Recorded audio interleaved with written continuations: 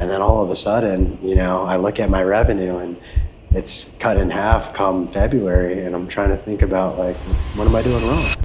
From you getting your first accounts to onboarding a lot more, like what did you learn about the different cycles that these different businesses take, where they may be on, then they may stop, then they maybe come back, and kind of what did you learn about that and managing your book of business as you start to build that out? I learned that in certain industries, business is very cyclical.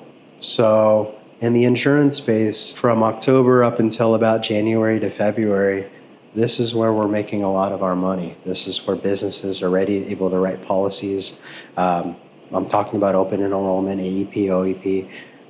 But on the offside times, when we're out of that period, accounts start to pause, budgets start to tighten, people stop to take calls. So that's where you really do have to round out and not put all your eggs in one basket and really be like water. I learned that when I started bringing on a lot of insurance accounts and agencies, because I was, in the fall.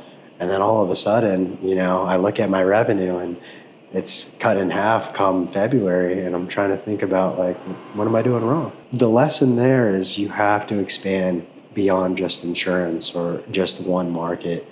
If a business closes down or if something happens with somebody's system, you have to be able to weigh out your other book of business to make sure that you're afloat.